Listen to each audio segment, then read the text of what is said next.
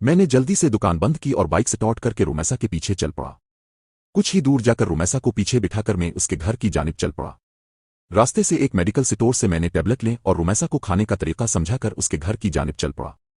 Girls college तो माही को छोड़ने में अक्सर जाता रहता था, इसलिए कॉलेज का रास्ता मुझे अच्छी तरह याद था।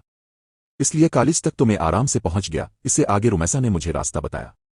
कॉलेज के बिल्कुल पीछे गुंजान आबाद कॉलोनी में पहुंचकर सुनसान जगह पर रुमैसा ने मुझे रुकने को कहा।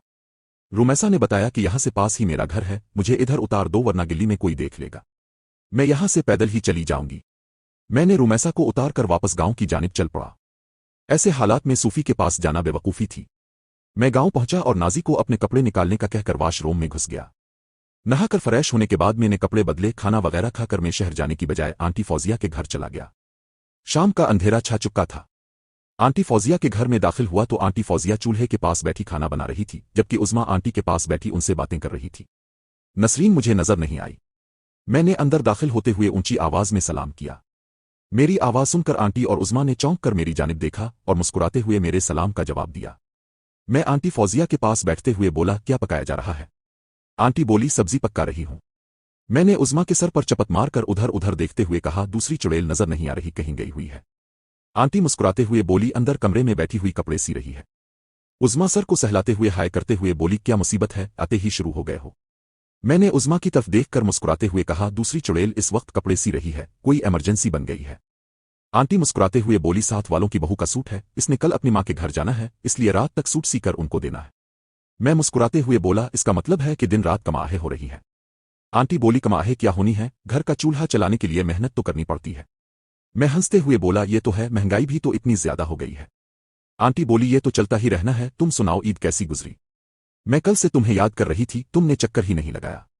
मैं मुस्कुराते हुए बोला, बस आंटी जी 2 दिन सोकर नींद पूरी की, आज दुकान पर चला गया, दुकान पर भी कुछ खास काम नहीं था, इसलिए जल्दी वापस आ गया।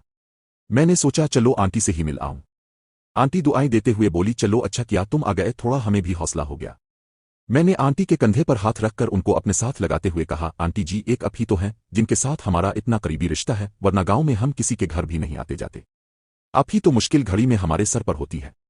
आंटी बोली, चल अब ज्यादा मस्के ना लगा, जा अंदर कमरे में बैठ जा, यहां धुआं बहुत है। ये कहकर आंटी उज़्मा की तरफ देखते हुए बोली, तुम भी जा और यासिर को पानी वगैरह पिलो, हांडी बस तैयार हो गई है, इसके बाद खाना लगाती हूं। मैं मुस्कुराते हुए वहां से उठते हुए बोला, नहीं आंटी जी, मैंने कुछ भी नहीं खाना, मैं अभी घर से खाना खाकर आया हूं। बस अब से मिलने को दिल किया इसलिए मैं आ गया। आंटी बोली, चल अंदर कमरे में तो जाकर बैठ, मैं बस अभी आई। दोस्तों, यहां एक बात की वजाहत करता जाऊं। जब से मैंने आंटी फौजिया को भाई कैसर के साथ देखा था, तब से आंटी फौजिया मेरे दिल से उतर चुकी थी। मुझे पहले तो उनसे शदीद नफरत हो चुकी थी और मैं बहुत अरसा तक उनके घर भी नहीं गया था। मगर उनके खस्ता हालात को देखकर इंसानियत के नाते में उनकी माली इमदाद करने लगा था, और फिर अम्मी की वफात के बाद आंटी फौजिया ने जो अपनापन दिखाते हुए इस मुश्किल घड़ी में हमारे घर को संभाले रखा, इस चीज ने दोबारा आंटी फौजिया की इज्जत मेरे दिल में बना दी थी। मगर उसके बावजूद मैं अब आंटी को गंदी नजर से नहीं देखता था। ना जाने क्यों आंटी को देखकर मेरे दिमाग में उनके लिए कोई गलत ख्याल नहीं आता था, हालांकि आंटी फौजिया वैसे ही मेरे सामने बगैर दुपट्टे के होती थी। मैं उठते हुए बोला, आंटी जी ईद से पहले जो सूट कढ़ाई के लिए दिए थे वो तैयार है। आंटी बोली, अंदर जाकर नसरीन से पूछ लो, इसको पता होगा। मैं कमरे की जानिब चल पड़ा, मेरे पीछे ही उज़्मा भी उठकर आ गई। मैं कमरे में दाखिल हुआ तो वाकई नसरीन सिलाई मशीन के आगे बैठी हुई कपड़े सिलाई करने में मसरूफ थी। मुझे देखकर नसरीन ने चौंकते हुए मशीन रोकी और मुस्कुराते हुए बोली, शुक्र है तुम्हारा भी दिल किया हमारे गरीब खाने पर तशरीफ लाने का। मैं मुस्कुराते हुए बोला, तुम सब तो काम में मसरूफ होते हो, मैंने सोचा खामखा मेरी वजह से तुम्हारे काम में खलल पड़ेगा, इसलिए मैंने आना मुनासिब नहीं समझा। नसरीन सिलाई मशीन को एक तरफ करते हुए बोली, बहाने बनाने कोई तुमसे सीखे, सीधी तरह कहो कि हम गरीबों के लिए जनाब के पास टाइम नहीं था। मैंने नसरीन को घूरते हुए मगर फिर भी इसको नजरअंदाज करते हुए कहा, यार ये जो तुम हर वक्त अमीर गरीब करती रहती हो ना, सच बताऊं तो तुम्हारी उन बातों की वजह से मैं तुम्हारे घर नहीं आता। नसरीन के बोलने से पहले उज़्मा बोल पड़ी, बस बस अब लड़ना ना शुरू हो जाना। नसरीन तुम भी जरा सोच समझ कर बात किया करो। यासिर कोई गैर नहीं है, हमारे साथ ही खेलते हुए जवान हुआ है और उसने भी हमें गैर नहीं समझा जो तुम ऐसी बातें करती हो। नसरीन उज़्मा को घूरते हुए बोली, तुम ज्यादा दादी अम्मा ना बनूं, मुझे सब पता है, मुझे मत समझाओ। मैं तो यासिर से मजाक कर रही थी। मैं मुस्कुराते हुए बोला, हो बस करो यार, तुम तो आपस में ही लड़ना शुरू हो गई हो। अगर ऐसे लड़ना है तो मैं जा रहा हूं। ये कहकर मैं वापस पलटा तो उज़्मा जल्दी से मेरा हाथ पकड़ते हुए खींचकर मुझे कुर्सी की जानिब ले जाती हुई बोली, ज्यादा शोखी मत बनूं, आराम से इधर बैठो।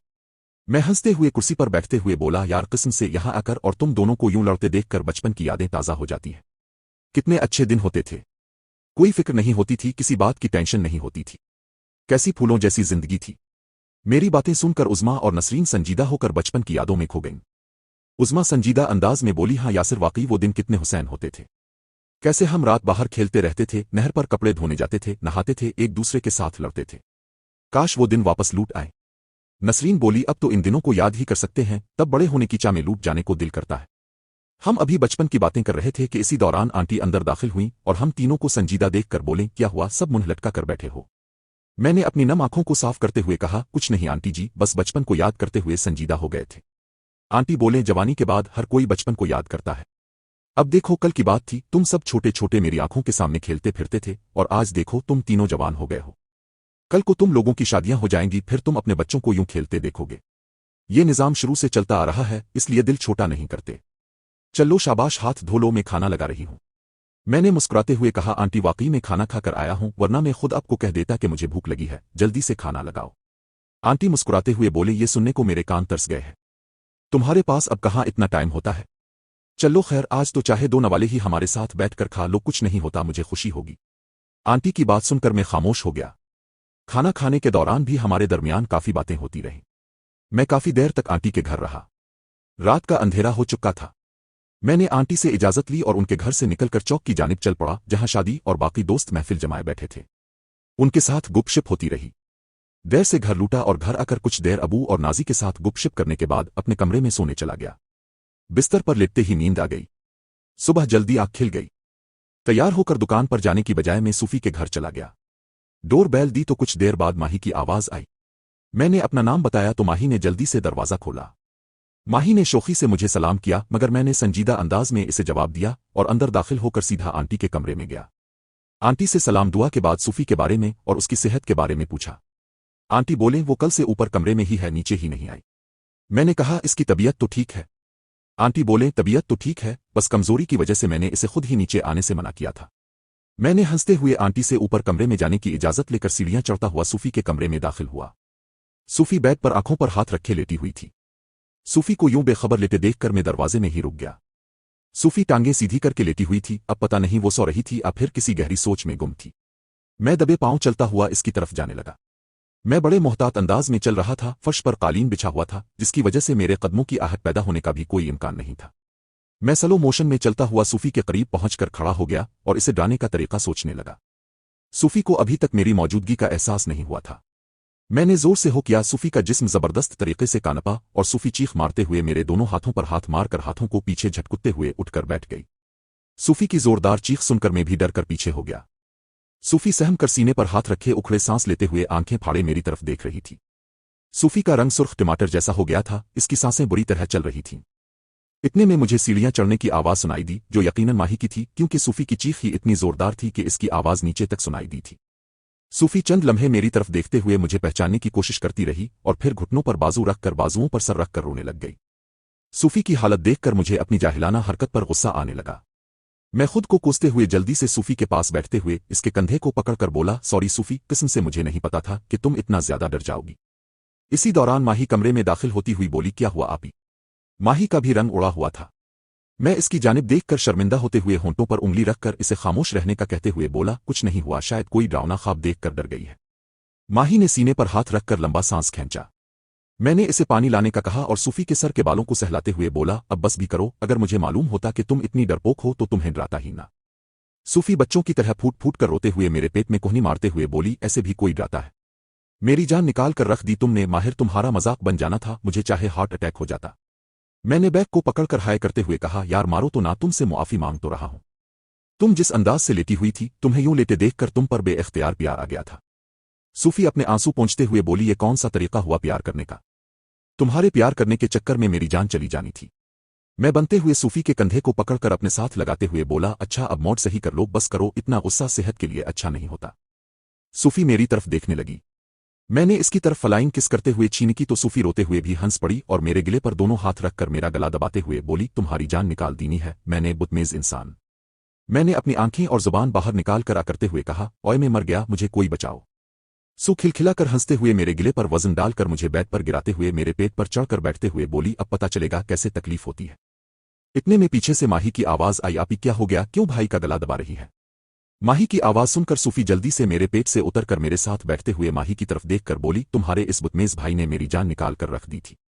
माही पानी का ग्लास पकड़े मुस्कुराती हुई सूफी के पास आती हुई बोली, भाई तो कह रहे थे कि अब डरावना ख्वाब देखकर डर गई थी।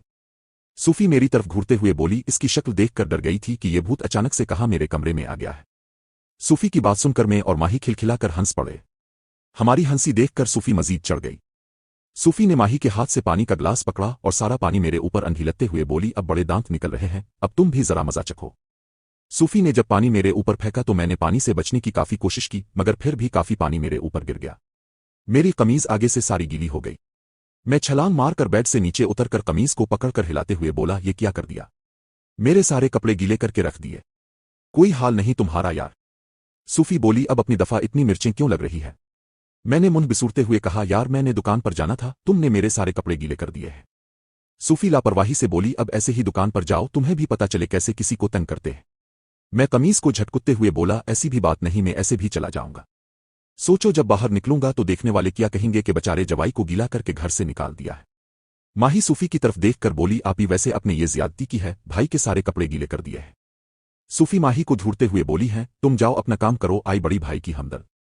सूफी का तेवर देखकर माही मुंह लटकाकर बाहर चली गई। मैं तौलिया पकड़कर अपना चेहरा साफ करते हुए बोला, यार तुम में तो बहुत गुस्सा है।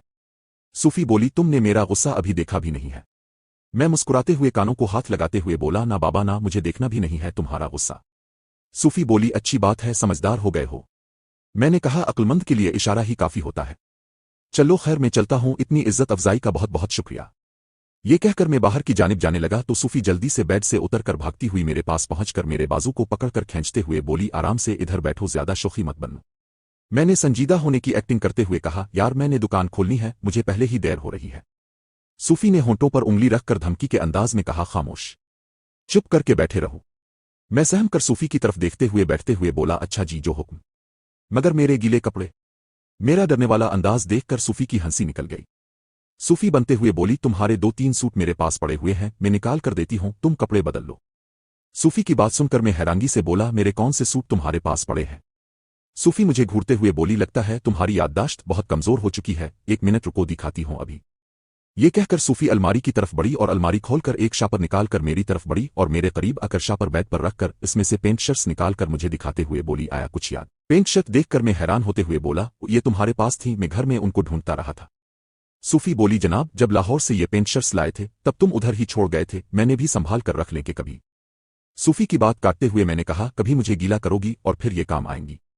मेरी बात सुनकर सूफी खिलखिलाकर हंसते हुए मेरे सर पर चपत मारते हुए बोली, चलो उठो, मैं उनको इस्त्री करके लाती हूं और तुम इतनी देर में वॉशरूम में जाकर कपड़े उतारो।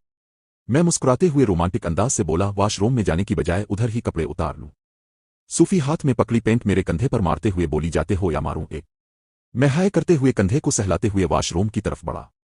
कुछ देर में कपड़े बदलकर मैंने सूफी को पार्लर जाने का कहा तो सूफी बोली, कल से जाना शुरू करूंगी। मैंने हंसते हुए सूफी से इजाजत लेकर नीचे आ गया। बाहर आकर मैंने बाइक निकाली और जुनेद के घर की तरफ चल पड़ा। जुनेद के घर पहुंचा तो उसके घर वालों ने बताया कि वो ईद के लिए अपनी फूफो के घर गया हुआ है, आज रात को वापस आ जाएगा। मैं वहां से दुकान पर आ गया, दुकान खोलकर सेटिंग वगैरह शुरू कर दी। कुछ देर में फ्री होकर बैठ गया। बाजार में आज भी कुछ खास काम नहीं था। दोपहर तक मुश्किल से 3-4 कस्टमर डील किए। 3 बजे के करीब फोन की घंटी बजी, मैंने रिसीवर उठाया तो दूसरी जानिब से सवेरा की चहकती हुई आवाज आई, हेलो। मैं इसकी आवाज पहचानते हुए बोला, आ गए याद जनाब को? सवेरा बोली, मैं तो कल भी फोन करती रही हूं और दुकान पर भी आई थी, तुम्हारी दुकान का शटर खुला हुआ था मगर दरवाजा लॉक था। सवेरा की बात सुनकर मैं थोड़ा नर्वस होते हुए बोला, वो दरअसल मेरे कुछ दोस्त आ गए थे तो मैं जल्दी में दरवाजा लॉक करके चला गया था। सवेरा बोली, मगर तुम्हारी बाइक तो बाहर खड़ी थी। मैं सोचते हुए बोला, यार मैं उनके साथ पास वाले होटल में गया था खाना वगैरह खाने। चंद लम्हों बाद सवेरा बोली, क्या कर रहे हो? मैं बोला, कुछ नहीं, तुम्हारा इंतजार कर रहा था कि जनाब ने ईद के बाद मिलने का वादी किया था। सवेरा खिलखिलाकर हंसते हुए बोली, अच्छा जी बड़ी बात है, जो हम गरीबों का इंतजार करने की फुर्सत मिली। मैं मुस्कुराते हुए बोला, नहीं यकीन तो आकर देख लो। सवेरा बोली, क्या देख लूं? मैं बोला, जब आओगी तो दिखाऊंगा। सवेरा बोली, नहीं पहले बताओ क्या दिखाते हो फिर आऊंगी। मैंने कहा, नहीं जब आओगी फिर तुम्हें दिखाऊंगा, क्योंकि वो दिखाने वाली चीज है, बताने वाली नहीं। सवेरा लंबा सांस खींचकर बोली, अच्छा चलो फिर तुम ऐसा करो कि तुम मेरे घर आ जाओ। मैंने कहा, क्यों? सवेरा बोली, क्यों, क्या तुम डर रहे हो? मैंने कहा, नहीं डरने की बात नहीं, तुम्हारे घर में तुम्हारे घर वाले होंगे तो फिर ऐसे में हम कैसे मिलेंगे? सवेरा बोली, पागल हो गए, अगर घर वाले होते तो मैं तुम्हें घर आने को कहती। मैंने चौंकते हुए कहा, क्यों, घर वाले किधर गए हैं? सवेरा बोली, अम्मी, अबू और भाई चुंडा गए हैं, उन्होंने रात को 12-1 बजे वापस आना है, वहां मेरी फूफो रहती है, उनके घर कोई मसला बना हुआ है, ये भी हो सकता है कि वो कल सुबह वापस आए। मैंने कहा, तो इस वक्त घर में तुम अकेली हो? सवेरा बोली, नहीं, मेरी छोटी बहन है जो इस दिन मेरे साथ तुम्हारी दुकान पर आई थी, वो भी तुमसे मिलना चाहती है। मैं सवेरा की बात सुनकर हैरान होते हुए बोला, क्यों, वो मुझसे क्यों मिलना चाहती है? सवेरा अपन पते हुए बोली, ये तो तुम आकर खुद इससे पूछ लेना कि वो तुमसे क्यों मिलना चाहती है, अभी तो तुम आने वाली करो। मैंने कहा, यार देख लो, कोई टेंशन ना बने। सवेरा बोली, यासिर तुम पागल तो नहीं हो गए? अगर ऐसी वैसी कोई टेंशन वाली बात होती तो मैं तुम्हें आने का कहती। हमें भी अपनी इज्जत का ख्याल है। मैंने कहा, तुम्हारे अम्मी अबू कब गए हैं? सवेरा बोली, उनको गए हुए 2 घंटे हो गए हैं, मैंने उनकी तरफ से तसल्ली करके तुम्हें कॉल की है। मैंने कहा, ओके, मैं 15 मिनट में आता हूं, तुम मुझे अपने घर का एड्रेस बता दो और तुम दरवाजे पर खड़ी रहना, ये ना हो मैं शाम तक घर ढूंढता रहूं। जब एड्रेस बताया तो मेरा शक यकीन में बदल गया, क्योंकि एक दफा इसको मैंने मेहरी के घर में देखा था और मेहरी ने भी बताया था कि ये मेरी दोस्त है और इसी गिल्ली में रहती है। मैंने मजीद तसल्ली करने के बाद मेहरी की माँ की कॉल आ गई, वो ना जाने कहाँ चली गई थी, इसे देखे हुए भी अरसा गुजर गया था और ना ही इसकी माँ को कभी बाजार में आते जाते देखा, क्योंकि इसकी माँ का बाजार में होटल था, इसलिए कभी कभार वो नजर आ जाती थी। ये सोचते सोचते मैंने जल्दी जल्दी दुकान बंद की और सवेरा के बताए हुए एड्रेस की तरफ चल पड़ा। सवेरा की एक बात मेरे दिमाग में अटक गई थी कि इसकी बहन मुझसे क्यों मिलना चाह रही है। फिर मेरे जहन में वो सीन भी आ गया जब सवेरा और उसकी बहन मेरी दुकान पर आई थी और उसकी बहन मुझे बड़े खास अंदाज से देख रही थी, मगर मैंने इसे कोई लिफ्ट नहीं करवाई थी, क्योंकि वो खामोश माल लग रही थी। तब मेरा काम भी नया नया था, इसलिए ऐसी लड़कियों से बचने में आफियत समझता था कि कहीं दुकान आबाद होने से पहले ही उजड़ ना जाए। मगर अब मेरा कारोबार अच्छा खासा चल पड़ा था, इसलिए मेरी नज़रों में 40-50 हज़ार की कोई अहमियत नहीं थी। इस दौर में 40-50 हज़ार भी मानी रखते थे, आज के हिसाब से वो 40-50 हज़ार 4-5 लाख के बराबर बनते हैं। खैर, कुछ ही देर में सवेरा की गिल्ली में दाखिल हो गया। सवेरा ने जो अपने घर की निशानी बताई थी, वो घर मेहरी के घर से 5-6 घर पीछे मुझे नजर आ गया। घर के सामने पहुंचा तो घर के गेट के साथ बैठक का दरवाजा खुला हुआ नजर आया और दरवाजे में से झांकती हुई सवेरा का चेहरा भी नजर आ गया। मुझे देखते ही सवेरा ने बाइक गेट की तरफ ले जाने का इशारा किया और साथ ही वो दरवाजे से गायब हो गई। मैंने गिल्ली में इधर उधर देखा, गिल्ली में चंद बच्चे खेल रहे थे जो अपने धन में लगे हुए थे। मैंने गेट के पास बाइक रोकी, इसी दौरान गेट खुला और सवेरा ने जल्दी से मुझे बाइक अंदर लाने का कहा। मैं बिला झिझक बाइक समेत अंदर दाखिल हो गया। गैराज में बाइक रोक कर मैं बाइक से उतरा, इसी दौरान सवेरा ने गेट बंद करके लॉक कर दिया। सवेरा ने हल्की पीले रंग की शर्ट और सफेद शलवार पहनी हुई थी। सवेरा ने बारीक नेट का दोपट्टा गिले में डाला हुआ था। इसके खिले हुए गोल्डन सिल्की बाल उसके कंधों को ढांपे हुए थे। शर्ट इतनी शॉर्ट थी कि मुश्किल से इसके घुटनों तक आ रही थी। मैंने सवेरा का जायजा लेने के बाद गैराज में खड़ा उसके घर का जायजा लेने लगा। गैराज में से बैठक का दरवाजा था और कुछ आगे जाकर सामने 2 कमरे और उनके आगे बरामदा था। एक तरफ किचन और किचन के साथ ही सीढ़ियां ऊपर की तरफ जा रही थीं। सवेरा का घर नॉर्मल था और काफी पुराना भी था। बाहर से लगता ही नहीं था कि अंदर से इतना सादा सा घर होगा। सवेरा मुझे वेलकम कहते हुए बोली, यासिर उधर सामने वाले कमरे में आ जाओ। ये कहकर वो मेरे साथ चलती हुई मुझे कमरे तक ले गई। कमरे में दाखिल होकर मैंने कमरे का जायजा लेना शुरू किया। कमरे में डबल बेड पड़ा हुआ था और एक तरफ सोफा और सामने ड्रेसिंग टेबल था। सवेरा मुझे सोफे पर बैठने का कहते हुए बोली, ये हमारा गरीब खाना है। मैंने मुस्कुराते हुए कहा, इंसान को दिल का अमीर होना चाहिए, मकानों में क्या रखा है? जिनके मकान कच्चे होते हैं उनके दिल हमेशा पक्के होते हैं।